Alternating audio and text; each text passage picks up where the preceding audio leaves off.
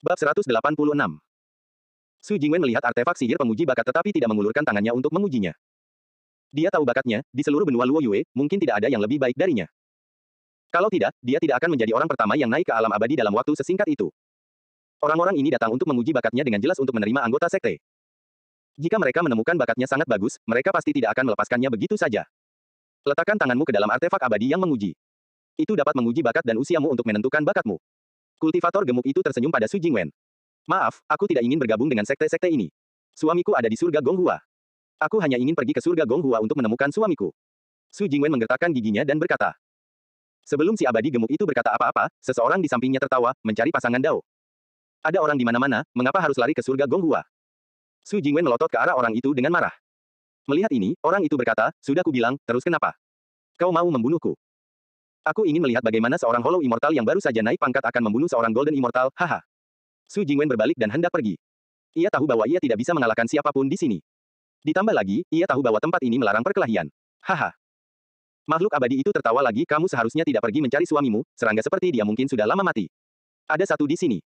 Wajah abadi yang gemuk itu tenggelam, Su Jingwen berani pergi tanpa menguji. Sebelum dia mencela Su Jingwen melepaskan bila es bulan gandanya.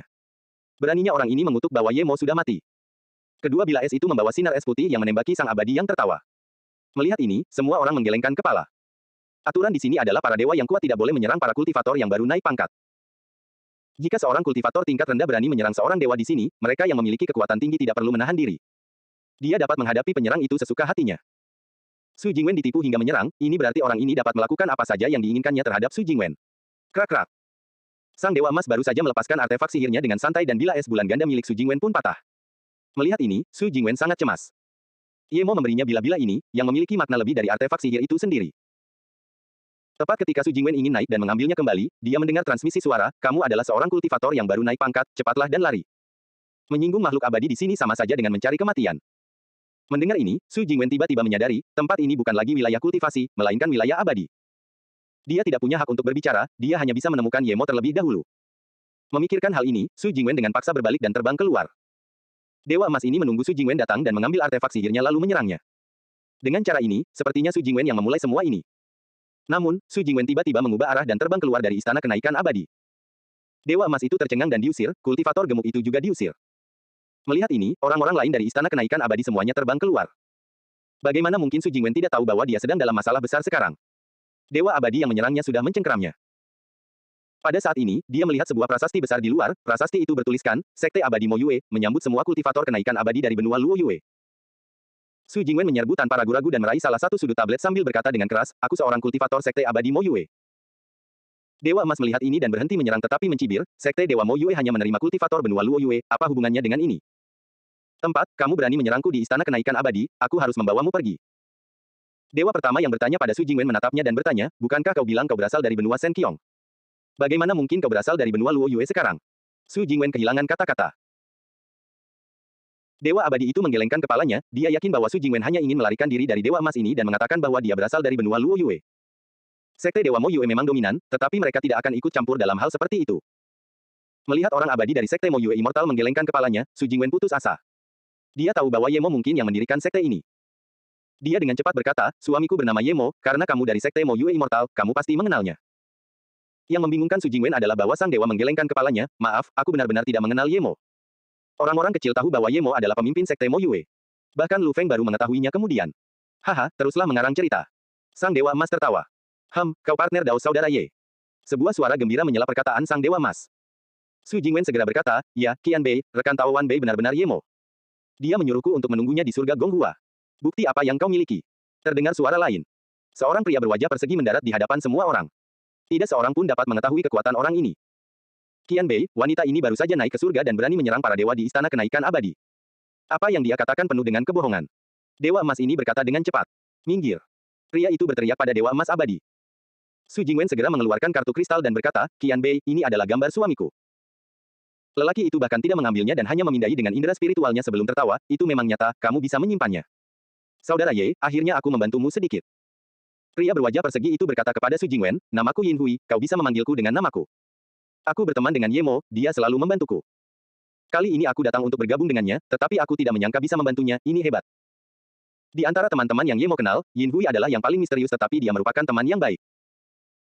Yin Hui mencapai Raja Abadi kali ini dan dia datang ke wilayah surga rendah bukan untuk bergabung dengan Ye Mo tetapi untuk membalas rasa terima kasihnya. Karena Ye Mo membuka sekte di sini, dia akan datang untuk menyemangati dan mendukung Ye Mo. Ya, saudara Yin. Su Jingwen berseru kegirangan. Tentu saja dia tidak akan memanggilnya Yin Hui secara langsung, dia tidak dapat membayangkan tingkat kultivasi Yin Hui ini. Serangga inikah yang berani menyerangmu? Yin Hui menunjuk ke arah Dewa Emas dan bertanya. Su Jingwen mengangguk, tetapi sebelum dia mengatakan apapun, Sang Dewa Emas berkata dengan gemetar, Qian Bei, Wan Bei. Beraninya kau berbohong kepada seorang raja, mati saja. Yin Hui mengeluarkan jurus pedang dan Sang Dewa Emas pun mati. Pembantaian dilarang di depan istana kenaikan abadi tetapi seorang raja abadi akan membunuh seorang abadi emas di sini, tidak ada seorang pun yang berani mengatakan apapun. Si abadi gemuk itu masih ingin mengeluarkan sektenya, tetapi mendengar kata raja, dia tidak berani mengatakan apa-apa lagi dan bergegas pergi. Su Jingwen segera maju untuk mengambil bilah es bulan ganda. Huff, memangnya kenapa kalau kamu seorang raja abadi? Seorang raja abadi bisa membunuh orang di istana kenaikan abadi surga Yuan kita. Sebuah suara dingin terdengar. Tekanan yang sangat kuat datang, bahkan Yin Hui tidak bisa menahan diri untuk mundur beberapa langkah di bawah tekanan kuat ini. Seorang lelaki tua berjubah hijau muncul di hadapan semua orang. Yin Hui dapat mengatakan bahwa lelaki tua ini setidaknya berada di tahap puncak Raja Abadi atau bahkan setengah Raja Abadi. Yin Hui memberi isyarat kepada Su Jingwen untuk berdiri di belakangnya dan memberi hormat dengan tinjunya kepada lelaki tua ini, seorang dewa emas berani menyerang rekan dao temanku, jadi bagaimana jika aku membunuhnya? Dia tidak bisa mengalahkan Raja Abadi di tahap puncak, tetapi dia tidak takut. Dia telah melihat banyak kaisar abadi. Seorang kultivator yang baru naik pangkat. Melihat Yin Hui tidak takut padanya, lelaki tua berjubah hijau itu bertindak sedikit lebih hati-hati. Ya, Qian Bei, Wan Bei adalah seorang kultivator yang baru saja naik pangkat. Orang itu akan menyerangku jadi saudara Yin turun tangan. Su Jingwen berkata dengan cepat. Apa yang terjadi, seseorang beritahu aku. Jika itu orang biasa, lelaki tua berjubah hijau itu akan menggunakan kekerasan. Yin Hui bukan hanya seorang raja abadi tetapi dia juga tidak takut padanya sama sekali. Siapa yang berani bicara tentang hal-hal tentang sekte abadi Mo Yue? Dewa abadi dari Mo Yue itu segera maju dan membungkuk, Qian Bei, dia adalah seorang kultivator baru dari benua Luo Yue. Dewa abadi emas yang dibunuh Yin Qian Bei menginginkan kecantikannya dan ingin merebutnya dengan paksa. Yin Qian Bei mengenal tetua dari sekte abadi Mo Yue, jadi dia menyerang dengan marah. Dewa abadi dari Mo Yue ini benar-benar percaya bahwa Su Jingwen berasal dari benua Luo Yue. Dia berbohong mungkin hanya untuk berhati-hati. Dia hampir membuat kesalahan. Meskipun sebagian orang tahu bahwa makhluk abadi ini tidak mengatakan kebenaran sepenuhnya, tak seorang pun ingin mengatakan sesuatu yang lebih sekarang. Beberapa orang mengenali lelaki tua berjubah hijau ini sebagai wakil ketua aliansi penguasa surga, Lu Yong. 10 tahun yang lalu ketika Ye Mo menghilang bersama Changtian Immortal Monarch dan Lu Zhengkun, dia tahu bahwa Changtian Immortal Monarch kemungkinan besar telah meninggal. Mengenai apakah Immortal King Luo telah meninggal, dia masih belum yakin. Bagaimanapun, sebelum dia mencapai Raja Abadi, dia tidak akan mencari masalah dengan mereka. Mendengar bahwa ini melibatkan sekte abadi Mo Yue, dia tidak ingin campur tangan lagi. Menyinggung Mo Yue hanya karena seorang abadi emas, dia tidak akan melakukan ini kecuali dia mengalami kerusakan otak. Lu Yong mencibir kepada semua orang, jika ada yang berani menyerang kultivator yang baru naik pangkat, hukuman mati. Kemudian Lu Yong menatap Yin Hui dengan dingin, orang yang menyerang seorang kultivator yang baru naik pangkat memang pantas mati, tetapi itu bukan tugas seorang raja abadi asing. Jika kamu berani membunuh di istana kenaikan abadi, maka jangan salahkan aliansi penguasa surga. Lu Yong selesai berbicara dan kekuatannya meningkat drastis. Para dewa di dekatnya mundur. Sebenarnya, Lu Yong sama sekali tidak ingin melawan Yin Hui, tetapi dia berada dalam situasi yang sulit. Dia terlalu bebas dan datang ke sini untuk berputar-putar, dia ingin menegaskan dominasinya untuk menghilangkan sedikit kekesalan yang dimilikinya, tetapi sekarang dia bertemu dengan yang tangguh. Beberapa kota abadi dan sekte di wilayah surga rendah semuanya telah dilahap tanpa alasan. Sebagai wakil pemimpin aliansi, dia jelas harus menyelidiki ini. Yin Hui tahu bahwa Lu Yong hanya ingin turun, tepat ketika dia ingin mengucapkan beberapa kata manis, teriakan mengerikan terdengar. Saat berikutnya, 9 kepala besar yang menjijikkan muncul di langit. Lendir lengket yang lebih tebal dari ember menetes dari kepala. Serangga pemakan kehampaan berkepala 9. Ada terlalu banyak orang berpengetahuan di alam abadi, hampir semua orang langsung mengenalinya. Banyak sekali makhluk abadi yang segera melepaskan artefak sihir mereka untuk berlari. Serangga pemakan kehampaan berkepala 9 adalah serangga ganas yang diberi makan jiwa, mulutnya dapat melahap ruang, air liurnya dapat merusak semua benda. Ketika 9 jiwa menyatu, ia akan menjadi tak terkalahkan di alam kultivasi. Ketika serangga pemakan kehampaan berkepala 9 datang ke alam abadi dan melahap sejumlah besar makhluk hidup dengan esensi abadi, ia akan menumbuhkan jambul. Begitu ada jambul, ia bahkan dapat melahap raja abadi. Ada 5 warna pada jambulnya, merah, hijau, biru, ungu, dan emas. Jambul merah adalah serangga raja yang paling biasa, raja abadi biasa tidak sebanding dengannya. Ketika jambulnya mencapai warna hijau dan biru, bahkan raja abadi harus melarikan diri. Serangga pemakan kehampaan berkepala 9 dengan jambul ungu bahkan tidak takut pada kaisar abadi. Biasanya, serangga pemakan kehampaan berkepala 9 dengan jambul emas tidak pernah muncul. Jambul serangga pemakan kekosongan berkepala 9 ini berwarna hijau pucat. Melihat serangga pemakan kehampaan berkepala 9 ini, Lu Yong segera menyadari. Kota-kota abadi dan sekte-sekte itu semuanya dimusnahkan oleh serangga pemakan kehampaan berkepala 9 ini. Jika itu adalah sesuatu yang lain, dia akan bersedia untuk melawannya tetapi melawan serangga pemakan kehampaan berkepala 9 tingkat ini, bahkan dia tidak dapat melakukan apapun. Ditambah lagi, dia tidak tahu apakah serangga pemakan kehampaan berkepala 9 itu memiliki tuan. Melihat ini, Lu Yong menghilang dalam cahaya yang menyilaukan tanpa keraguan. Lu Yong adalah yang terkuat di sini, tentu saja serangga pemakan kehampaan berkepala 9 itu tidak akan melepaskannya.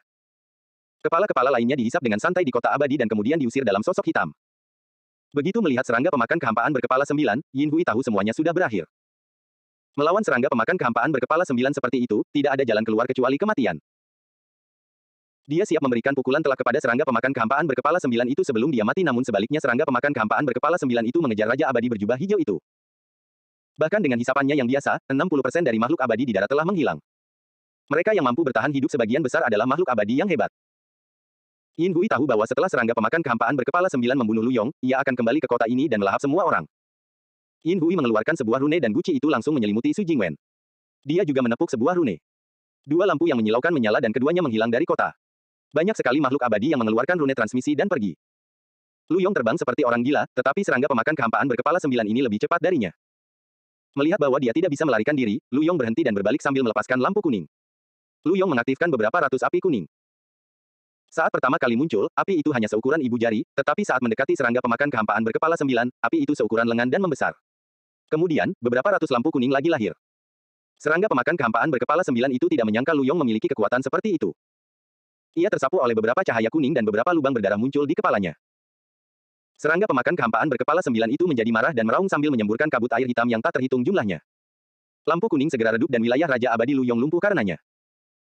Lu Yong merasakan esensi abadinya berhenti dan menyadari bahwa ia sepenuhnya dikendalikan oleh serangga pemakan kehampaan berkepala 9.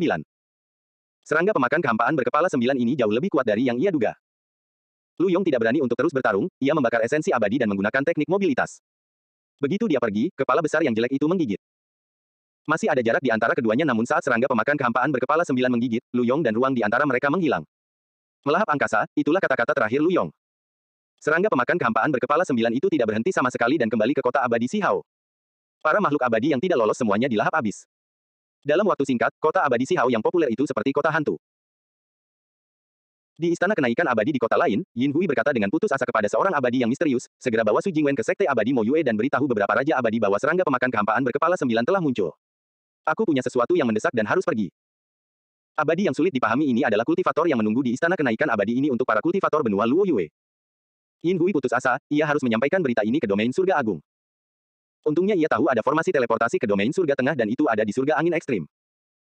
Biasanya, formasi teleportasi ini tidak akan dibuka kecuali jika itu adalah peristiwa penting. Dewi Jingwen, ini adalah kota abadi Mo Yue. Dewa abadi berjubah abu-abu itu menunjuk ke arah kota besar dan berkata, "Indah sekali." Su Jingwen menatap kosong ke arah kota besar yang berdiri di atas awan. Dia telah mengunjungi dua kota abadi dan keduanya sangat berbeda dengan ini. Aku akan membawamu ke kediaman penguasa kota, para kultivator benua Luo Yue tidak perlu diuji. Paling tidak mereka bisa menjadi anggota sekte luar. Kata abstrus immortal dengan sopan. Kamu seorang kultivator dari benua Luo Yue. Sebuah suara renyah menyela makhluk abadi berjubah abu-abu yang bertanya pada Su Jingwen. Keduanya langsung melihat seorang wanita abadi berjubah biru. Dia sangat cantik dan bentuk tubuhnya tak tertandingi. Bahkan Su Jingwen merasa malu membandingkan dirinya dengan wanita abadi ini. "Ya, bolehkah aku bertanya siapa kamu, saudari Dewi?" Su Jingwen membungkuk. Dewa abadi berjubah abu-abu itu segera memberi hormat dengan tinjunya, anggota sekte luar sekte abadi Mo Yue, Yi Chao, memberi hormat pada Qian Bei. Wanita abadi berjubah biru itu tersenyum manis, "Aku Zhen Bingyu, bukan Qian Bei." Mendengar ini, Su Jingwen dengan cepat berkata, Su Jingwen menyapa Dewi Bingyu. Zhen Bingyu mengangguk dan bertanya lagi, "Apakah kamu datang dari benua Luo Yue?" Dia mendengar Ye Mo mengatakan bahwa dia berasal dari benua Luo Yue. Dia telah berkultivasi sendiri selama 1 dekade dan baru saja mencapai keabadian ekstrim yang hebat. Dia benar-benar tidak dapat menahan diri untuk tidak datang menemui Ye Mo, jadi dia datang ke sini. Dia tidak tahu tentang hilangnya Ye Mo bersama Lu Zhengkun. "Ya, aku datang untuk mencari suamiku Ye Mo. Suamiku menyuruhku untuk datang mencarinya di surga Gonghua," kata Su Jingwen. Zhen Bingyu menggigil dan wajahnya sedikit berubah tetapi dia segera pulih. Dia tahu istri Ye Mo berada di benua Luo Yue tetapi sekarang dia akhirnya naik. Su Jingwen ini cantik sekali, dia yakin bahwa jika Su Jingwen mengolah metode kultivasi penyempurnaan tubuh yang diberikan Ye Mo padanya, dia akan setara dengannya. Wanita adalah yang paling sensitif, meskipun Zhen Bingyu berkali-kali lipat lebih kuat dari Su Jingwen memiliki beberapa pemikiran setelah melihat ekspresi di wajah Zhen Bingyu. "Qian Bei, jika kau tidak ada urusan, Wan Bei akan membawanya ke dalam kota." Kata dewa abadi berjubah abu-abu itu melihat Zhen Bingyu tidak berbicara ataupun pergi. Zhen Bingyu terbangun dan menggelengkan kepalanya, "Aku baik-baik saja." Dia tahu bahwa Ye Mo sudah punya istri, dia bahkan berpikir bahwa dia tidak peduli Ye Mo sudah punya istri tetapi sekarang ketika Su Jingwen berdiri di hadapannya, dia menyadari betapa sulitnya menghadapinya. Dia tidak peduli dengan hal-hal lain, tetapi dia tidak berani tinggal lama di depan Su Jingwen. Dia menyadari bahwa dia sudah berencana untuk pergi bahkan sebelum memasuki sekte. Melihat mereka berdua pergi, Zhen Bingyu tiba-tiba berkata, Su Jingwen bukan anggota sekte luar, dia adalah binatang roh abadi dalam. Kemudian, Zhen Bingyu berbalik dan pergi. Tiba-tiba dia ingin kembali ke alam bintang kekacauan dan terus berkultivasi. Ye Mo berdiri di ruang abu-abu kebiruan yang tak berujung ini, Zisu yang jelek masih tergantung di punggungnya. Dia merasa tersesat, ini adalah tahun ke-10-nya di sini. Pada saat ini, kekuatannya benar-benar stabil di tahap tengah Raja Abadi tetapi tidak ada peningkatan. Namun dalam hal kekuatan pertempuran, Ye Mo yakin bahkan Raja Abadi tingkat ketiga tidak sebanding dengannya. Dia tidak tahu apakah Susu, Yang Zhu, Jingwen, Kingsway dan yang lainnya baik-baik saja. Dia tidak tahu bagaimana keadaan Ye Mo, dia tidak tahu bagaimana keadaan Xiao Yun. Dia sekarang adalah seorang Raja Abadi tetapi dia masih tidak bisa mencari mereka dan malah terjebak di sini. Di sini, Ye Mo adalah seorang raja tetapi ini bukan yang diinginkan Ye Mo. Ginseng kecil dan tanpa bayangan berdiri di samping Ye Mo, keduanya tahu bahwa bos sedang tidak dalam suasana hati yang baik dan berbicara dengan bos sekarang berarti memintanya. Semua binatang bintang itu sangat jauh, tidak ada satupun yang datang. Bahkan yang lebih tinggi dari 100 meter akan berpura-pura Ye Mo tidak ada jika Ye Mo tidak datang. Bos, pohon itu tingginya 70 cm. Kudengar kalau pohon itu tumbuh hingga 3 meter, pohon itu bisa menjadi tuanmu, tetapi pertumbuhannya akan semakin sulit. Kata ginseng kecil itu pelan. Ye Mo menepuk kepala ginseng kecil itu dan berkata, bagus sekali, kamu sudah melakukannya dengan sangat baik. Mengenai kapan ginseng itu bisa tumbuh hingga 3 meter, biarkan saja tumbuh secara alami. Melihat ginseng kecil dipuji Sadoles segera berkata, bos, apakah kamu memperhatikan meskipun binatang bintang ini takut pada kita? Ginseng kecil menyela Sadoles, sangat tidak tahu malu, monster bintang itu tidak takut pada kita, mereka takut pada bos. Kenapa kau terus melibatkan dirimu dalam hal ini? Sadoles tertawa canggung, setidaknya aku bisa memakan sekumpulan binatang bintang, kau belum berkontribusi sama sekali. Ye Mo melambaikan tangannya untuk menghentikan pertengkaran itu, kamu ingin mengatakan bahwa binatang bintang ini tidak akan mengizinkan kita pergi ke lembah hutan sungai di barat laut. Ye Mo sendiri yang menentukan arahnya, lembah hutan sungai adalah tempat yang istimewa. Hampir semua binatang bintang yang tingginya 100 meter atau lebih berkumpul di sana dan ada sungai yang menggantung. Ada juga pohon-pohon tanpa daun. Satu-satunya tempat dengan pohon di tempat ini ada di sana. Lembah itu diselimuti warna abu-abu kebiruan dan indera spiritual tidak dapat mendeteksinya. Mereka mendekati sana beberapa kali tetapi dihentikan oleh monster bintang setinggi 100 meter. Meskipun mereka tidak dapat melakukan apapun kepada ketiga orang itu juga tidak dapat melakukan apapun kepada mereka. Kemudian, Ye Mo tahu bahwa dengan kekuatannya saat ini mereka tidak dapat masuk, jadi dia pergi. Sadoles segera berkata, maksudku, akhir-akhir ini, semua binatang bintang yang lebih besar dari 30 meter sedang menuju ke sana. Namun, hanya ada sedikit binatang bintang di bawah 30 meter yang masuk. Mendengar ini, Ye Mo menyadari bahwa memang begitu. Binatang buas bintang di sekitarnya semuanya berada di bawah 30 meter. Ye Mo segera merasakan sesuatu terjadi di kolam hutan sungai. Kita akan pergi melihat juga. Kata Ye Mo dan kemudian dia mendengar suara gemuruh. Beberapa binatang bintang yang lebih besar dari 30 meter muncul dalam indera roh Ye Mo. Tak lama kemudian, Ye Mo menyadari bahwa semua binatang bintang yang datang sudah kehilangan lengan dan kaki. Wajah mereka penuh dengan kekhawatiran. Beberapa binatang bintang berlari ke arah Ye Mo dan memberi isyarat sambil menunjuk ke arah kolam hutan sungai dengan wajah putus asa. Ye Mo menatap binatang bintang itu dan bertanya, apa maksudmu? Apakah ada sesuatu yang terjadi di sana? Kau ingin aku membantu? Binatang bintang itu terus mengangguk. Ye Mo mengerutkan kening, dia menduga lembah itu mungkin bukan jalan keluar, melainkan tempat para binatang buas berkultivasi. Itulah sebabnya dia tidak berencana untuk pergi ke sana. Sementara Ye Mo ragu-ragu, Sadoles segera berkata, bos, para bulu biru ini jelas ingin menyakiti kita. Jika itu adalah sesuatu yang bahkan tidak dapat mereka kalahkan, maka mereka mungkin memiliki rencana jahat yang memanggil kita untuk membantu. Ginseng kecil itu berkata pula, benar sekali bos, binatang buas ini mungkin punya niat jahat. Namun Ye Mo tahu bahwa binatang bintang itu tidak licik, ia berpikir sejenak, ayo kita lihat, kalau keadaan memburuk kita bisa lari. Beberapa binatang bintang yang terluka melihat bahwa Ye Mo bersedia membantu sehingga mereka dengan gembira maju untuk memimpin jalan. Dengan kecepatan mereka, mereka hanya menggunakan waktu 15 menit untuk keluar dari River Forest Valley. Bagian dalamnya masih dipenuhi kabut abu-abu kebiruan, bahkan dengan indera spiritual, orang hanya bisa melihat samar-samar aliran sungai dan cabang-cabang pohon yang kosong. Selain itu, ada beberapa ratus tubuh binatang buas bintang di pintu masuk lembah. Tulang-tulangnya digigit dan berlubang. Ada beberapa semut hitam mengilap yang menempel di tulang-tulang itu, jelas binatang buas bintang itu dimangsa oleh mereka. Ye Mo mengenali semut-semut ini. Sebelum Ye Mo sempat berbicara, ginseng kecil dan tanpa bayangan berteriak kaget, serangga pemakan logam. Ye Mo mengangguk, benar sekali. Ye Mo pernah melihatnya sekali di Menara 7 Pemurnian Surga Yuanle. Saat itu, dia hanya melihat sekitar puluhan ribu dari mereka.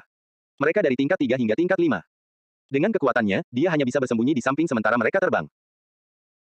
Meskipun Ye Mo belum melihat berapa banyak serangga pemakan logam di sini, tetapi pasti ada lebih dari puluhan ribu dan mereka pasti lebih dari level 5. Mustahil bagi serangga pemakan logam level 5 untuk meninggalkan jejak pada binatang bintang. Beberapa serangga pemakan logam memperhatikan mereka dan menyerang. Ye Mo menyerang dengan Zisu dan terdengar suara logam keras beradu. Serangga pemakan logam itu tertebas tetapi mereka hanya sedikit goyah dan terluka ringan. Ini adalah serangga pemakan logam level 7, kalian masuklah ke dalam.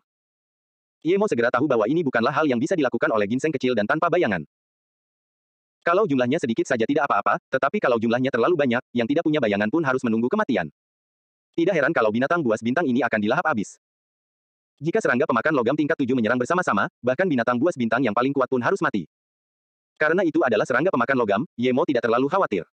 Mereka cepat tetapi dia tidak lambat. Jika dia tidak sebanding dengan mereka, dia bisa melarikan diri. Kali ini, binatang buas bintang tidak menghentikan mereka masuk ke lembah. Ketika Ye Mo masuk, dia segera menyebarkan indera spiritualnya. Dia akhirnya menyadari mengapa binatang buas bintang ini akan takut dan perlahan-lahan terbunuh. Gelombang pasang serangga pemakan logam menutupi puluhan monster bintang yang tingginya 100 meter, sedangkan yang di bawah 100 meter sudah lama mati. Binatang bintang 100 meter ini menghalangi jalan masuk lembah dengan jelas sehingga serangga pemakan logam tidak dapat keluar dari sana. Binatang bintang ini sangat kuat tetapi mereka tidak dapat melakukan apapun terhadap serangga pemakan logam, mereka hanya dapat menggesek atau menghancurkan. Dengan begitu, bahkan jika sebagian kecil mati, sebagian besar serangga pemakan logam akan tetap baik-baik saja. Ye Mo melihat binatang bintang setinggi 110 meter itu runtuh karena serangga pemakan logam. Binatang bintang itu hanya melawan sedikit dan diimbangi oleh serangga pemakan logam. Serangga pemakan logam itu masuk melalui mata dan hidung binatang bintang itu dan segera melahap binatang bintang itu dari dalam keluar. Ye Mo menarik napas dingin, bahkan binatang bintang setinggi 110 meter itu hanya berjuang sedikit dan sebagian besar serangga pemakan logam ini sebagian besar adalah level 6, beberapa level 5 dan sedikit level 7. Ada sekitar puluhan ribu dari mereka. Ada dua yang mencapai level 8. Jika serangga pemakan logam yang mengerikan seperti itu masuk ke alam abadi, itu akan menjadi bencana. Bahkan domain surga agung akan dimakan oleh serangga pemakan logam yang mengerikan ini kecuali seseorang memiliki 9 matahari api surga seperti dia. Ye Mo tidak meragukan orang-orang yang memiliki seni dewa yang mirip dengan 9 matahari api surga di alam abadi. Alam abadi tidak terbatas dan ada banyak master yang tak terhitung jumlahnya, akan ada seni dewa pembantaian skala besar. Melihat Ye Mo datang, beberapa binatang bintang yang lebih tinggi merengek dan tidak dapat mengeluarkan suara lagi. Sekarang setelah mereka memanggil Ye Mo, jelas bahwa mereka meminta bantuan. Sebelum Ye Mo menyerang, serangga pemakan logam menyerang Ye Mo bagaikan gelombang pasang. Pada saat ini, Ye Mo tidak berani menahan diri, 5 matahari biru keemasan terbit. Ye Mo segera menggunakan Heaven Flame Nine Suns dengan kekuatan penuh. Sekarang dia memiliki dua api abadi, yang pertama adalah Blue Like Morning Sky dan yang kedua adalah South Abyssal Void Flame. Ye Mo menggunakan Blue Like Morning Sky langsung ke atas. Sinar biru yang tak terhitung jumlahnya melesat keluar dan menyapu radius 1000 kem. Suara mendesis terdengar di mana-mana. Semua ini akan berubah menjadi debu. Indra spiritual Ye Mo yang padat dan esensi abadi membuat serangga pemakan logam yang menyerangnya tumbang dalam sekejap mata. Udara yang dipenuhi serangga pemakan logam mengendur. Serangga pemakan logam yang jatuh ke tanah itu langsung berasap lalu menghilang. Serangga pemakan logam itu menakutkan, tetapi bagi mereka, 9 matahari api surga lebih menakutkan. Serangga pemakan logam di bawah level 7 tidak dapat melawan sama sekali dan serangga level 7 itu goyah. Ye Mo memanggil si tanpa bayangan, dan si tanpa bayangan menukik tajam semua serangga pemakan logam yang goyang itu. Saat Ye Mo menyerbu ke dalam lembah, serangga pemakan logam itu retak seperti popcorn. Ketika Ye Mo menggunakan 9 matahari api surga, ia hanya melindungi makhluk tanpa bayangan tetapi tidak binatang bintang itu. Binatang bintang yang selamat itu tampak lebih layu di bawah 9 matahari api surga tetapi serangga pemakan logam yang menempel pada mereka terbakar habis. Mereka tidak peduli dengan kerusakan yang ditimbulkan oleh Heaven Flame Nine Suns, mereka benar-benar linglung. Tetangga ini telah bersama mereka selama 1 dekade tetapi ini adalah pertama kalinya mereka melihat dia memiliki kekuatan yang begitu mengerikan. Jika Ye Mo menggunakan sinar matahari seperti itu pada mereka, itu akan menjadi kepunahan. Para binatang bintang ini menatap Ye Mo dengan takut, tidak berani tidak menghormatinya sedikitpun. Mereka tidak tahu bahwa meskipun Ye Mo menggunakan 9 matahari api surga, dia tidak akan dapat memusnahkan mereka, apalagi Ye Mo tidak berencana untuk memusnahkan mereka. Pembantaian Ye Mo akhirnya membuat dua serangga pemakan logam tingkat 8 menjerit ngeri. Serangga pemakan logam tingkat 7 yang tersisa berkumpul dan menyerang Ye Mo dengan dua serangga tingkat 8. Sayap mereka dibakar oleh 9 matahari api surga dan hanya bisa bergoyang di udara. Sempurna bagi Ye Mo bahwa mereka berkumpul dan menyerangnya bersama-sama. Begitu mereka datang, Ye Mo melancarkan pukulan. 5 tumpukan gelombang pembunuh. Api abadi yang mengerikan menghancurkan dan membakar abis ruang. Beberapa serangga pemakan logam yang terluka langsung mati, beberapa bertahan hidup tetapi kemudian gelombang kedua dan ketiga datang. Kemudian gelombang keempat dan kelima datang. Bahkan serangga pemakan logam terkuat pun tidak dapat menahan 9 matahari api surga dan 5 gelombang penghancur. Pada saat itu, semua serangga pemakan logam level 7 hancur. Dua serangga pemakan logam level 8 yang tersisa menjerit dan ingin lari. Bagaimana mungkin Ye Mo membiarkan mereka lolos? Meskipun dia menggunakan banyak indera spiritual dan esensi abadi, dia masih bisa menggunakan 1 atau 2 teknik dewa lainnya. Saat dia melepaskan Zisu, Ye Mo melambaikan pasir petir. Suara gemuruh terdengar di kehampaan, busur petir yang tak terhitung jumlahnya menyatu menjadi tombak petir sepanjang 30 km. Dua serangga pemakan logam tingkat 8 ingin lari tetapi Ye Mo sudah menunggu mereka dengan puluhan bila indera roh di samping. Satu serangga pemakan logam terkena bila-bila indera roh dan menjadi goyah. Yang lainnya ditebas oleh Zisu dan ingin melarikan diri. Secara teori, serangga pemakan logam level 8 setara dengan Raja Abadi, tetapi kekuatan tempur mereka bergantung pada jumlah. Serangga pemakan logam secara individu jauh lebih lemah daripada binatang roh abadi biasa setingkat mereka. Gemuruh, tombak petir menembus dua serangga pemakan logam. Mereka hanya mengeluarkan lolongan yang lebih tajam dan hancur berkeping-keping. Sebelum Yemo mengatakan sesuatu, Sadoles melesat mendekat dan menyambar dua serangga pemakan logam ke dalam mulutnya. Sadoles sibuk melahap serangga pemakan logam, tetapi Yemo melihat sungai-sungai miring ini dan sedikit terkejut. Warnanya berbeda, tetapi semakin dalam lembah, semakin gelap airnya. Yemo memindai indera rohnya ke dalam air sungai tetapi menemukan indera rohnya memiliki sensasi yang menyakitkan. Dia segera menarik kembali indera rohnya dan berjalan ke salah satu sungai dan merasakan tangannya di dalamnya. Dinginnya menusuk tulang, Yemo hampir merasakan tangannya terkikis oleh cairan ini. Yemo segera mengulurkan tangannya, tetapi ternyata tangannya baik-baik saja dan kulitnya tampak lebih halus. Perasaan kuat muncul. Ini adalah tempat pemurnian tubuh. Sadoles menatap sungai-sungai ini dengan cahaya di matanya. Yemo terbangun, tidak heran binatang bintang itu begitu kuat. Mereka memiliki tempat pemurnian tubuh seperti itu. Dan, tampaknya ada semacam kekuatan di sungai ini, apakah dia bisa mempelajarinya? Memikirkan hal ini, Yemo bersuka cita, dia tidak bisa berkultivasi di tempat ini dan hanya bisa membunuh, dia sudah lama muak dengan hal ini. Jika dia bisa memurnikan tubuh, maka itu masih kultivasi. Tubuhnya adalah tubuh roh abadi tingkat ketiga, jika ia mencapai tubuh dewa abadi, bahkan jika itu hanya tahap awal, tubuhnya akan setara dengan tubuh kaisar abadi biasa. Dalam hal itu, bahkan jika kekuatannya sedikit lebih lemah, ia tidak akan takut lagi pada raja abadi biasa. Yemo mempercepat langkahnya menuju sungai kedua dan meletakkan tangannya di sana, rasa sakit yang membakar semakin terasa. Yemo tahu bahwa jika ia ingin masuk ke sana untuk pemurnian tubuh, ia harus menggunakan metode kultivasi pemurnian tubuh. Yemo menyadari, semakin dalam ia masuk, semakin kuat efek sungai-sungai ini. Puluhan binatang bintang itu melihat Yemo berkeliaran di sungai tetapi tidak berani naik. Bahkan mereka yang tingginya lebih dari 100 meter merasa sangat terancam oleh Yemo. Serangga pemakan logam hampir memusnahkan mereka semua tetapi pendatang baru ini dengan mudah memusnahkan mereka. Jelas siapa yang terkuat. Yemo baru saja masuk ke sungai yang cocok dan berkata kepada si tanpa bayangan, carilah tempat untuk memurnikan tubuh. Jika binatang bintang itu muncul untuk mengganggu kita, makan saja mereka. Jika tidak, jangan memancing mereka. Aku tidak mau memakan nyamuk-nyamuk itu. Sadoles melompat ke girangan ke sungai yang telah dipilihnya. Melihat keduanya masuk, binatang buas itu bernapas lega. Ada banyak sungai di sini, jika Yemo hanya menggunakannya untuk pemurnian tubuh, itu tidak akan merusak apapun dan baik-baik saja. Setelah beristirahat dengan tenang, binatang bintang itu berkumpul dan menghancurkan serangga pemakan logam yang tersisa. Ketika keadaan sudah tenang, para binatang bintang itu masuk ke sungai untuk penyempurnaan tubuh tetapi mereka akan memilih tempat yang agak jauh dari Yemo dan tanpa bayangan. Setelah mengalami kerusakan akibat serangga pemakan kehampaan berkepala 9, wilayah surga rendah berangsur-angsur tenang, bukan karena serangga pemakan kehampaan berkepala 9 tidak berani melahap kota dan sekte abadi, tetapi lebih dari 10 kaisar abadi dari wilayah surga agung turun bersama-sama. Mereka bertarung melawan serangga pemakan kehampaan berkepala 9 dan pemiliknya, akhirnya tidak ada yang bisa melakukan apapun terhadap satu sama lain sehingga mereka mencapai kesepakatan. Itu adalah serangga pemakan kehampaan berkepala 9 yang tidak diizinkan untuk merusak alam abadi dan tuannya diizinkan untuk mendirikan sekte sendiri di wilayah surga agung. Tentu saja, mereka hanya bisa membiarkannya pergi untuk kota-kota abadi yang dilahap. Tak terhitung banyaknya orang yang meninggal dalam bencana ini, bahkan sekte abadi Mo Yue kehilangan beberapa murid. Sekarang, sudah 1 dekade berlalu sejak bencana serangga pemakan kehampaan berkepala 9 dan lebih dari 3 dekade sejak menghilangnya Yemo. Di surga Fendu, alun-alun besar kota abadi Zakui, banyak sekali makhluk abadi yang berkumpul lagi. Kali ini, ada beberapa ribu raja abadi dan beberapa raja abadi. Huff, Yan Jiutian, orang ini lagi. Seorang pria tampan mencibir di luar alun-alun. Lelaki berjubah abu-abu itu juga memiliki wajah yang tampan dan ketika mendengar hal itu, dia hanya melirik lelaki berjubah biru dan mendengus dengan nada yang sama menghinanya, seorang pecundang berani bersikap sombong. Lalu pria berjubah abu-abu itu pergi. Saat Yemo datang, aku ingin melihat bagaimana kamu akan bersikap sombong di hadapanku. Seorang wanita abadi berjubah putih dan bercadar berjalan menghampiri, saudara seperguruan Ding, aku curiga Yan Jiutian menyembunyikan kekuatannya. Mungkin dia sama sekali bukan raja abadi tingkat dasar, dia adalah raja abadi tingkat 3. Keduanya adalah Ding Jie dan Zhan Taiyi.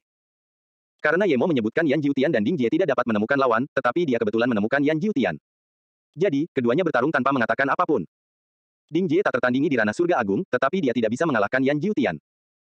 Jika dia tidak memiliki beberapa artefak sihir penyelamat hidup, dia pasti sudah dibunuh oleh Yan Jiutian. Kali ini mereka datang ke surga Fandu karena wilayah bintang alam luar mungkin terbuka. Untuk ini, hampir semua raja abadi datang. Tentu saja, lebih banyak abadi-abadi ingin masuk sehingga mereka juga datang.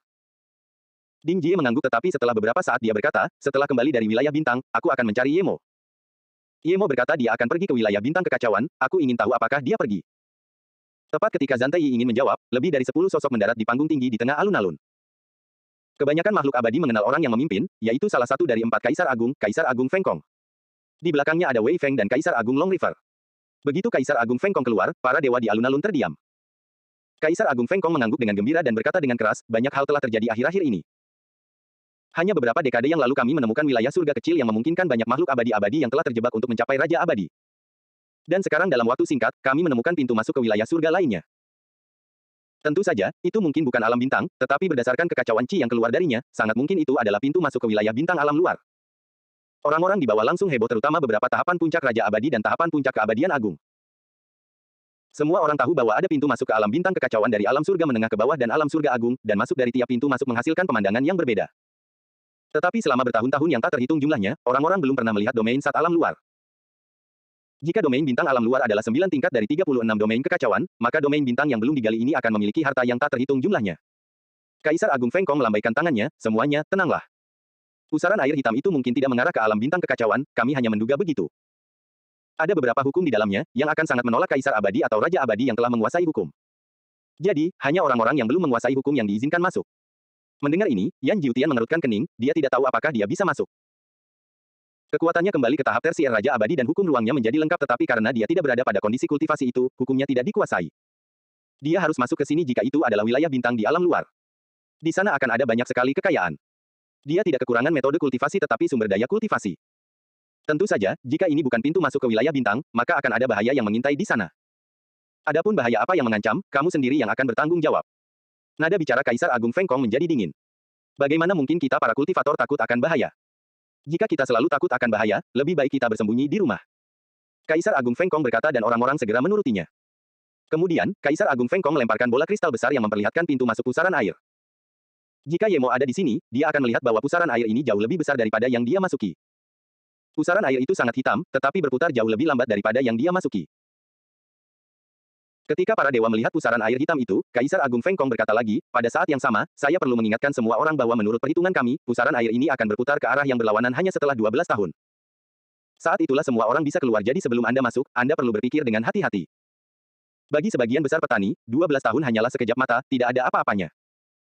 Bagaimana memanfaatkan 12 tahun ini untuk menemukan sumber daya budidaya yang paling banyak adalah hal yang paling penting. Tetapi satu hal yang perlu saya ingatkan kepada semua orang adalah jika kalian tidak keluar setelah 12 tahun, pusaran air ini akan menghilang. Mengenai kapan pusaran air ini akan muncul lagi, tidak seorang pun tahu. Setelah masuk ke alam bintang, kalian harus menyerahkan semua benda roh abadi tingkat 9 ke atas, jika tidak, kalian akan mati. Tetapi mereka yang menyerahkannya akan diberi hadiah besar. Mendengar ini, semua orang menggigil. Tidak ada jalan keluar dari ini. Namun, beberapa orang pintar malah merasa santai, jika Kaisar Agung tidak menginginkan apapun, maka itu akan menjadi aneh. Di sungai yang miring, Ye Mo sedang duduk di dalamnya. Air sungai membentuk riak-riak di sekelilingnya. Sangat sedikit kotoran yang dikeluarkan dari tubuhnya. Tubuh dan kekuatannya masih terus meningkat. Seiring berjalannya waktu, air berdesir di sekelilingnya. Akhirnya, air meninggalkan sungai dan beredar di sekeliling Ye Mo. Tak lama kemudian, Ye Mo diliputi air dan menghilang. Gemuruh. Sebuah ledakan besar terdengar dan menghancurkan semua air di sekitar Ye Mo. Tepat ketika air menguap di udara, sungai Ye Mo mengering. Pada saat ini, rambut panjang Ye Mo terurai, otot-otot tubuhnya terlihat sempurna. Binatang buas bintang itu melihat ledakan itu dan bahkan tidak berani mendekat, mereka semua menjauh. Ye Mo menggunakan beberapa mantra penghilang debu dan mengeluarkan satu set pakaian bersih dan terbang ke udara sambil melolong. Setelah bertahun-tahun bekerja keras, dia telah mengubah sungai yang tak terhitung jumlahnya dan hari ini, dia akhirnya mencapai tubuh Dewa Abadi.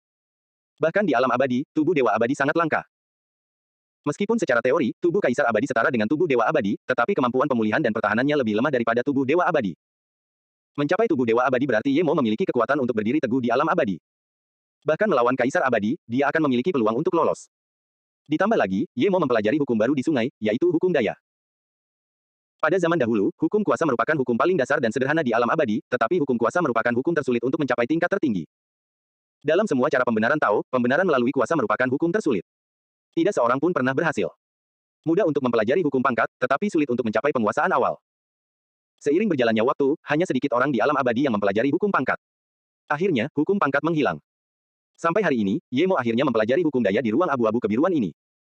Sekalipun dia tidak membenarkan Dao dengan hukum daya sangatlah penting. Bos, kamu sudah mencapai tubuh Dewa Abadi. Sadoles berlari mendekat. Ye Mo melambaikan tangannya, aku sudah mulai mempelajari hukum kekuatan dan mencapai tubuh Dewa Abadi. Tidak ada gunanya tinggal di sini, kita bisa pergi dan mencoba mencari jalan keluar. Namun, sangat disayangkan bahwa dia tidak dapat mengambil sungai itu. Jika dia melakukannya, maka hukum kekuatan pemurnian tubuh akan hilang. Jika tidak, Ye Mo setidaknya akan mengambil setengah dari sungai-sungai di sini. Sadoles sudah lama bosan dengan tempat ini dan segera mengikuti di belakang Ye Mo. Semua monster bintang segera minggir. Dalam perjalanan, Ye Mo memikirkan dari mana serangga pemakan logam itu berasal. Sebelumnya, serangga itu pasti tidak ada di sini, tetapi kemudian tiba-tiba muncul begitu banyak. Tempat apa ini? Beberapa ratus orang abadi muncul di area abu-abu kebiruan ini. Kemudian, beberapa ratus orang lagi muncul. Tak lama kemudian, jumlah orang di sini mencapai lebih dari 10.000 orang. Ini sepertinya bukan pintu masuk alam luar menuju alam bintang kekacauan.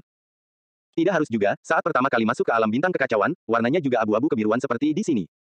Iya, tapi tempat ini gersang, tidak ada apa-apa. Dan Raja Abadi ini tidak menyelesaikannya tetapi semua orang tahu hampir tidak ada Ciro Abadi di sini, akan aneh jika ada benda roh abadi di sini.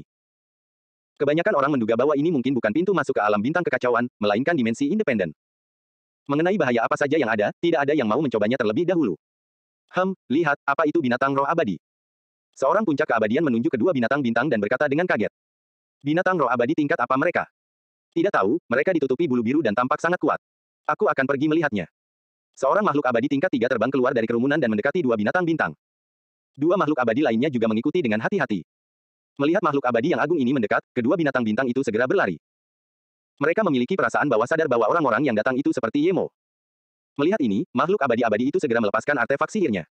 Binatang roh abadi ini sangat takut, mereka mungkin tidak kuat. Aku akan membunuh satu terlebih dahulu. Kemudian sang dewa abadi yang agung menyerang dengan artefak sihirnya. Artefak sihirnya mengenai kepala binatang bintang itu, tetapi binatang bintang itu tidak terluka sama sekali. Melihat dirinya diserang, binatang bintang itu meraung dan menamparkan dengan telapak tangannya. Berfoya-foya. Keabadian yang agung ini hancur berkeping-keping. Binatang roh abadi ini sungguh tak masuk akal, seorang makhluk abadi yang agung diserang dengan artefak sihir namun tidak menimbulkan kerusakan apapun dan malah ditampar hingga mati. Dua makhluk abadi lainnya melihat ini dan segera berlari. Binatang bintang ini melihat bahwa meskipun orang-orang ini tampak seperti Yemo tetapi jauh lebih lemah, mereka berhenti berlari. Mereka menyerang balik dan menamparkan juga.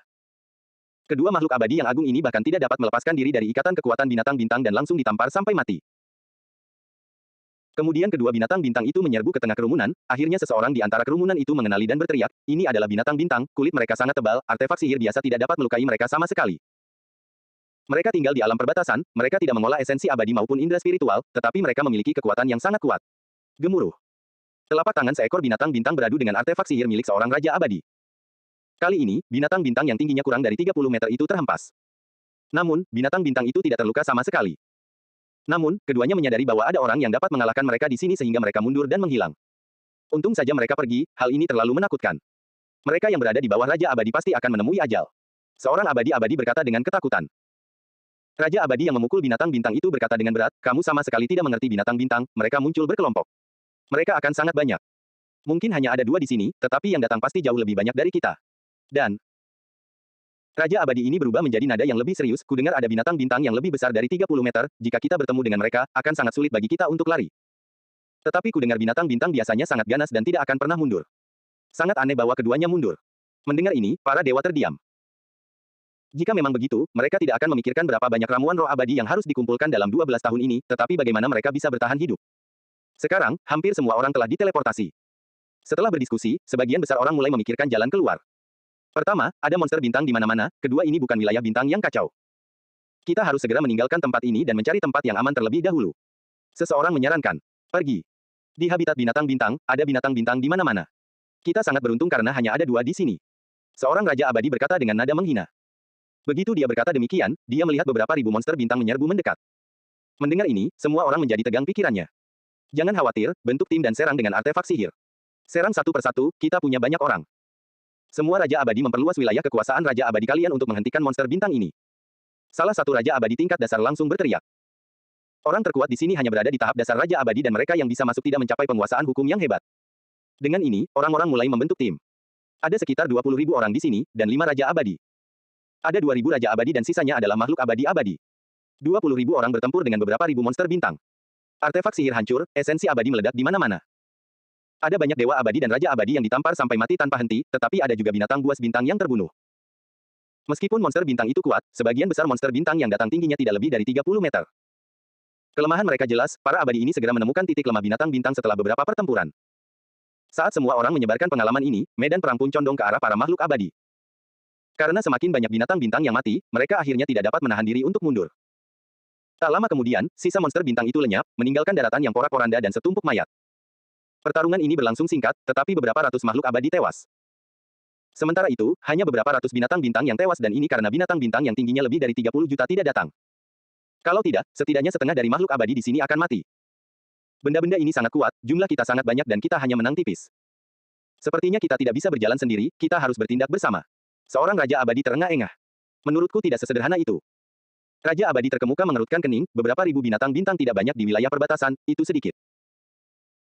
Yang terpenting adalah tidak ada binatang bintang yang tingginya lebih dari 30 meter, menurut apa yang kuketahui, tidak hanya ada binatang bintang setinggi 30 meter tetapi juga ada beberapa binatang bintang setinggi 100 meter. Jika itu salah satunya, bahkan aku harus lari dan aku mungkin tidak akan bisa lolos. Mendengar ini, suasana kembali hening. Jika bahkan seorang Raja Abadi tidak dapat melarikan diri, nasib rakyat lainnya sudah jelas. Beberapa roh inti yang telah kehilangan tubuhnya melayang tak berdaya di udara, tidak tahu kemana harus pergi. Tuan Raja Abadi, apa yang harus kita lakukan sekarang? Seorang Raja Abadi memecah keheningan dan bertanya apa yang ingin ditanyakan semua orang. Apakah kalian punya ide yang lebih baik? Raja Abadi itu tidak dapat memikirkan ide yang lebih baik. Raja Abadi lainnya berkata, satu-satunya cara adalah membangun kota abadi di sini. Kita tidak perlu membangun kota yang besar. Kita hanya perlu memblokir binatang buas bintang ini. Kita dapat menggunakan inti binatang buas mereka untuk meramu pil penyempurnaan tubuh tingkat atas. Kita dapat memburu binatang buas bintang saat kita menemukan jalan keluar. Jika kita tidak dapat berkultivasi, kita akan menggunakan inti binatang buas ini untuk penyempurnaan tubuh. Itu mungkin tidak akan berhasil. Binatang bintang yang kuat tingginya lebih dari 30 meter, tidak peduli seberapa kokoh tembok kota abadi itu mungkin tidak akan menghentikan mereka. Kata Raja Abadi lainnya. Raja Abadi yang mengusulkan hal ini berkata lagi, tentu saja kita tidak bisa hanya mengandalkan kota abadi, tetapi binatang bintang memiliki kelemahan, yaitu mereka tidak mengolah roh esensi dan indera roh. Mereka hanya mengandalkan lebih banyak kekuatan.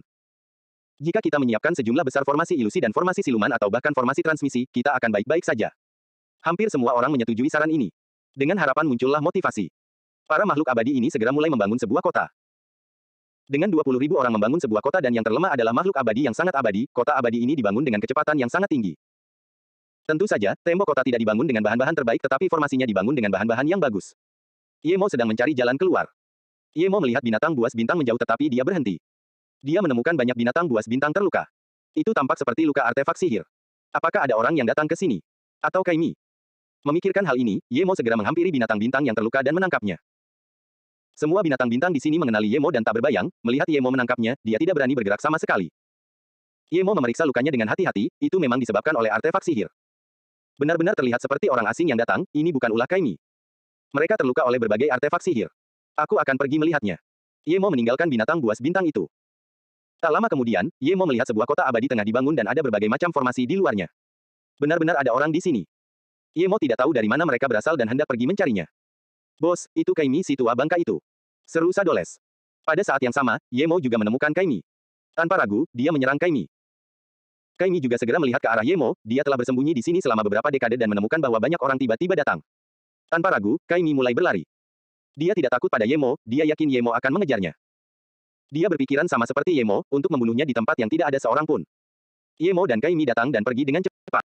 Orang-orang yang membangun kota abadi itu sama sekali tidak memperhatikan mereka. Yemo hanya mengejar selama 5 menit dan tahu bahwa tingkat kultivasi Kaimi jauh lebih kuat dari sebelumnya. Dan, binatang buas bintang ini takut padanya tetapi Kaimi juga tidak menghentikan Kaimi. Pada saat yang sama, Yemo merasa bahwa Kaimi tidak benar-benar berusaha melarikan diri darinya, tetapi malah berusaha menariknya ke suatu tempat. Kaimi bahkan tidak takut padanya, menyadari hal ini berarti bahwa Kaimi sudah tahu dia tidak akan membiarkannya pergi. Sadoles, bajingan tua ini mencoba membawa kita ke suatu tempat. Saat aku bertarung dengannya nanti, kau tetap di samping dan mencari kesempatan untuk menyergapnya. Suara Yemo ditransmisikan ke Sadoles. Sadoles langsung mengangguk. Dia suka menyergap orang, tetapi ketika dia mencapai surga Tao, tubuhnya berubah dan tidak bisa menyergap orang seukuran kacang polong. Kota abadi yang dibangun di sini disebut kota abadi Star Defense. Kota abadi ini dibangun dengan sangat cepat tetapi formasinya dibangun secara perlahan. Namun, dengan puluhan master formasi abadi dan master hebat, formasi pertahanan kota akhirnya terbentuk. Formasi ini terdiri dari beberapa formasi abadi level 6. Tetapi di sini, monster bintang mungkin tidak akan mampu menghancurkan formasi abadi level 4 kecuali monster bintang itu menguasai hukum kekuatan dan semuanya datang untuk menyerang, tetapi itu mustahil. Binatang bintang yang menguasai hukum kekuatan itu setidaknya setinggi 100 meter atau lebih. Binatang bintang ini jarang keluar. Mereka semua berada di lembah hutan sungai untuk melindungi area pemurnian tubuh. Ada ratusan juta monster bintang di area abu-abu kebiruan ini, tetapi tidak banyak monster bintang yang dapat mencapai 100 meter ke atas. Untuk itu, tidak hanya dibutuhkan bakat tetapi juga keberuntungan. Para makhluk abadi di kota itu langsung merasa tidak ada yang bisa mereka lakukan setelah binatang buas bintang itu berhenti menyerang. Sulit untuk berkultivasi di sini dan mereka tidak bisa keluar dengan mudah. Tak berdaya, kebanyakan makhluk abadi hanya bisa memilih untuk memurnikan tubuh. Tak lama kemudian, banyak orang menemukan bahwa pil penyempurnaan tubuh yang dibuat dengan inti binatang bintang sangat efektif. Bahkan ada sedikit gelombang kekacauan di dalamnya yang membuat orang lebih memahami seni dewa dan metode kultivasi mereka. Setelah menyadari hal ini, dua hal menjadi berharga. Satu adalah metode kultivasi penyempurnaan tubuh, yang lainnya adalah pil bintang. Itu adalah pil yang terbuat dari inti binatang bintang. Dimanapun itu, selama ada insentif, pasti ada yang memperjuangkannya. Banyak orang mulai membentuk tim dan meninggalkan kota untuk berburu pil bintang. Sebagian orang kembali dengan membawa barang bawaan, sebagian lagi tidak dapat kembali lagi, namun makin banyak pula orang yang pergi ke luar kota. Yan Jiutian juga ikut keluar, tetapi dia tidak pergi mencari binatang buas bintang. Karena ada energi kekacauan di sini, dia hanya perlu menemukan sumbernya dan dia akan dapat menemukan sesuatu yang berharga. Ini bisa menjadi tempat pemakamanmu. Kaimi tiba-tiba berhenti dan menatap dingin ke arah Yemo. Pada saat yang sama, dia mengulurkan tangan besar dan meraih Yemo. Begitu tangannya terulur, jari-jarinya berubah menjadi 5 gunung yang tak terbatas dan menghantam dari atas Yemo. 5 aura pembunuh Yinsa yang sangat kuat mengunci ruang di dekatnya. Seolah-olah langit akan runtuh. Yemo mengejar Kaimi, tetapi dia waspada. Melihat ini, dia menghancurkan batu dunia tanpa ragu-ragu. Serangan balik esensi abadi yang kuat datang. Yemo merasakan dadanya terasa berat dan dia terkejut. Kekuatannya berkali-kali lipat lebih kuat daripada saat dia datang ke sini, tetapi Kaimi ini meningkat dengan kecepatan yang lebih cepat daripada dia. Dia unggul pada serangan pertama. Baru beberapa dekade berlalu dan Kaimi sudah melampauinya. Jika orang ini punya lebih banyak waktu, bagaimana mungkin dia bisa menandinginya? Kaimi terkejut karena batu dunia menghentikan cakar surga Yinsa miliknya. Cakar langit Yinsa miliknya mendominasi di dimensi ini. Bahkan tubuh kokoh dari binatang bintang tidak dapat menahan cakar langit Yinsa miliknya, apalagi artefak sihir gunung milik Yemo. Tetapi artefak ajaib menghentikannya. Sungai darah 9 air terjun. Kaimi meraung dan melambaikan tangannya. Tombak darah dilepaskan dan pada saat yang sama, 9 sungai darah jatuh dari langit. Jumlah sungainya lebih sedikit tetapi kekuatannya berkali-kali lipat lebih kuat. Bau darah pekat dengan niat membunuh yang mengejutkan langsung menyelimuti ruang ini. Kekuatan mematikan yang tak terlihat itu meremas kekosongan di dekatnya hingga retak. Yemo tahu bahwa bahkan jika dia memanggil Sadoles, Sadoles tidak akan mampu melahap sungai darah ini. Tak satu pun seni dewa miliknya yang mampu menghentikan sungai darah ini. Melihat Yemo yang diterangi merah oleh sungai, Kaimi menggeram, aku ingin melihat bagaimana kau akan terus bersikap sombong. Beraninya kau memburuku selama beberapa dekade, membiarkanmu mati terlalu mudah. Saat Kaimi berbicara, tombak darah itu mengeluarkan suara membatu dan menyerang Yemo dengan lebih ganas. Yemo tiba-tiba mengulurkan tangannya dan melolong. Void, lalu dia melancarkan 9 pukulan berturut-turut. Wajah Yemo menjadi pucat, kalau saja dia bukan tubuh dewa abadi, hanya menggunakan kekosongan 9 kali saja akan melumpuhkan tubuhnya. Melawan 9 air terjun sungai darah yang dahsyat ini, bagi Yemo tidak ada jalan lain selain kehampaan. Kau minta mati. Kaimi mencibir melihat Yemo berani meninju sungai darahnya. Tidak ada yang lebih mengenal sungai darah daripada dia, itu akan merusak segalanya. Ditambah lagi, dia menggabungkan Yinsa yang dia temukan di ruang dalam ini. Kekuatan mematikan yang tak berujung di kehampaan tiba-tiba terbelah. Beberapa tersapu oleh sungai darah, beberapa membentuk pusaran kekuatan mematikan dan hancur bersama sungai darah. Gemuruh. Dalam bentrokan itu, ruang dan wilayah di dekatnya hancur. Darah berceceran dan esensi abadi tersebar. Wajah Yemo pucat, ada sedikit darah di bibirnya. Dia tahu Kaimi jauh lebih kuat dari yang dia duga. Dia terluka parah. Ini tidak mungkin. Kaimi menatap sungai darah yang hancur dengan tak percaya. Tidak mungkin bagi seorang raja abadi untuk meninju sungai darahnya. Kecuali, Yemo setidaknya memiliki tubuh dewa abadi. Sebelum Kaimi bisa mengatakan bahwa Yemo memiliki tubuh dewa abadi, sebuah bayangan melesat ke arahnya. Orang itu lagi. Kaimi mengenali Sadoles begitu dia keluar. Dia membenci Sadoles sama seperti dia membenci Yemo, Sadoles lah yang memaksanya ke dunia ini. Namun Sadoles terlalu cepat. Tepat saat dia bereaksi, Sadoles menggigit dengan mulutnya yang besar. Kaimi melukai Yemo dengan parah, tetapi dia juga harus membayar harganya. Dalam sekejap mata, Sadoles benar-benar memakan Kaimi. Dasar bodoh, cepat keluarkan dia. Yemo berkata dengan putus asa. Kaimi adalah seorang kaisar dewa, meskipun esensi abadinya rusak, roh esensinya masih sangat kuat. Kecuali Sadoles adalah Tao abadi, memakan Kaimi sama saja dengan bunuh diri. Sadoles merasakan ada yang tidak beres setelah dia memakan Kaimi dan langsung memuntahkan Kaimi. Hanya sekejap mata, Sadoles juga terluka parah. Namun, Kaimi juga tampak layu. Ia diselimuti asam lambung Sadoles dan esensi abadinya kacau. Yemo melepaskan Zisu sebelum Kaimi bisa menyerang. Celah. Ruang tak berujung dan kehampaan di dekatnya semuanya berkumpul di sini, perlahan-lahan memadat menjadi sinar pedang. Sinar pedang ini jatuh di sepanjang alis Kaimi. Kaimi telah lama melihat kekuatan serangan ini. Kaimi menghancurkan tombak darah itu. Retakan. Ruang di dekatnya hancur lagi seperti letusan gunung berapi. Tanah berubah menjadi tak bertuan. Arena besar muncul di antara Yemo dan Kaimi. Bumi hancur dan membentang hingga puluhan mil. Kaimi tertebas puluhan km jauhnya oleh serangan ini dan luka sayatan muncul di antara alisnya dengan darah menetes ke bawah. Yemo tidak banyak mundur tetapi dia mendesah. Esensi abadi dan indera spiritualnya sangat berkurang karena menggunakan kekosongan 9 kali. Dia hanya melepaskan tampilan celah tetapi kekuatan sebenarnya. Jika tidak, Kaimi akan terluka parah akibat serangan itu. Kaimi tampak dibantai selama itu tetapi sebagian besar memang disengaja. Begitu Kaimi berhenti, luka itu telah pulih dan tombak darah berputar dalam kehampaan lagi. Wajah Yemo dingin, dia tidak tahu apakah Kaimi bisa menggunakan Blood River Nine Falls lagi, tetapi jika Kaimi bisa, dia tidak akan bisa menggunakan Nine Void lagi. Namun, dia yakin Kaimi tidak sekuat itu. Kau memang memiliki keberuntungan, kau benar-benar mencapai tubuh dewa abadi di sini. Kaimi tidak menyerang Yemo lagi dan malah berkata dengan dingin. Melihat Yemo tidak berbicara, dia berkata lagi, tapi apapun yang terjadi, jangan pernah berpikir untuk melarikan diri dariku hari ini. Lalu tombak darah itu berubah menjadi bayangan darah di kehampaan. Sungai darah. Hati Yemo hancur, dia tidak menyangka Kaimi benar-benar bisa menggunakan Blood River Nine Falls lagi. Jika Kaimi menggunakannya lagi, dia tidak akan bisa melarikan diri sama sekali. Satu-satunya kesempatannya adalah sekarang, tetapi Ye Mo tidak ingin melakukannya. Dia curiga Kai Mi menggertak. Kai Mi paling-paling berada di tahap tengah Immortal King sekarang, atau mungkin tahap tersier. Bagaimana mungkin seorang raja abadi tingkat tersier menggunakan seni dewa seperti sungai darah 9 air terjun 2 kali? Ye Mo mencengkeram Zisu erat-erat dan menatap Kai Mi dengan dingin. Dia tidak percaya Kai Mi bisa menggunakannya lain kali. Jika Kai Mi benar-benar bisa, maka dia akan segera lari. 3 sungai darah besar menggantung di udara tetapi tidak jatuh. Ye Mo bernapas lega, Kai Mi hanya bisa menggunakan 3 sungai. Namun Ye Mo tidak menyerang Kai Mi juga tidak menyerangnya. Jelas mereka berdua merasakan ada seseorang yang datang. Ye Mo mengenali bahwa itu adalah Yan Jiutian. Aku bisa menemuimu di mana-mana. Yan Jiutian mencibir dan melepaskan garis kabutnya tanpa ragu-ragu. Wilayah yang didominasinya tidak lebih kecil dari sungai darah. Yan Wudao, kau harus bergabung denganku untuk membunuh Kai Mi ini. Dia datang untuk merampok cakram formasi waktuku. Jika kau membunuhku, kau tidak akan sebanding dengannya, dia adalah kaisar dewa. Kata Ye Mo. Kai Mi. Kau adalah kaisar ilahi Kai Mi. Yan Jiutian tidak sebodoh Ye Mo dan langsung berteriak kaget. Kai Mi berkata dengan dingin, sepertinya aku masih punya sedikit ketenaran. Kupikir setelah bertahun-tahun, bahkan beberapa kucing dan anjing tidak menganggapku serius. Kemudian Kai Mi menatap Ye Mo dengan jijik. Di matanya, Ye Mo adalah seekor serangga. Untuk meningkatkan kekuatannya selama bertahun-tahun, dia memaksakannya dan itu tidak menguntungkan baginya untuk menyatu dengan tubuh. Namun, dia bertarung dalam pertempuran besar sebelum melawan Ye Mo yang membuatnya tidak dapat menggunakan Blood River Nine Falls 2 kali. Kalau tidak, Ye Mo pasti sudah mati. Hati Ye Mo sama sekali tidak tenang. Sekarang setelah Yan Jiutian memastikan Kai Mi adalah kaisar dewa, jelas bahwa Kai Mi adalah tubuh roh esensi karena pertempuran kaisar dewa kebenaran. Kaisar dewa kebenaran mampu membunuh banyak orang saat dikeroyok. Seberapa kuatkah dia? Sebelumnya dia hanya tahu kaisar dewa kebenaran sangat kuat, tetapi setelah melihat Kai Mi, dia menyadari seberapa kuat kaisar dewa kebenaran. Kai Mi memiliki tingkat kultivasi yang hampir sama dengannya, tetapi sama sekali tidak takut padanya. Kaisar dewa kebenaran itu membunuh beberapa kaisar dewa yang bergabung dengan Kai Mi, betapa menakutkannya kaisar dewa kebenaran itu. Garis kabut Yan Jiutian sudah menyerang ke arah Ye Mo. Ye Mo tahu bahwa hari ini segalanya tidak akan berakhir baik. Jika hanya Kai Mi, Ye Mo pasti akan membunuhnya, tetapi sekarang dengan Yan Jiutian, Ye Mo memutuskan untuk pergi terlebih dahulu. Begitu domain Raja Abadi Yan Jiutian terulur, domain Raja Abadi dan bila indera roh Ye Mo terpotong. Ada retakan yang tidak bisa dibedakan dan sosok Ye Mo menghilang.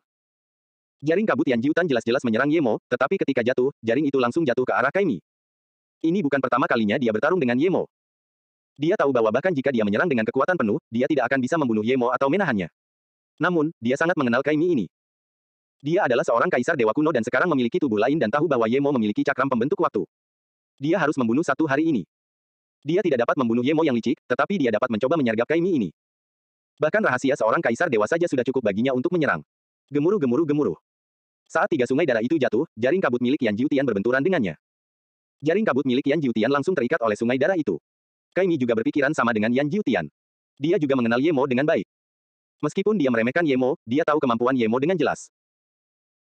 Sekarang setelah Yan Jiutian juga tahu tentang cakram pembentuk waktu dan dia tampaknya memiliki banyak hal baik, membunuh Yan Jiutian terlebih dahulu juga merupakan hal yang sama bagi Kai Mi.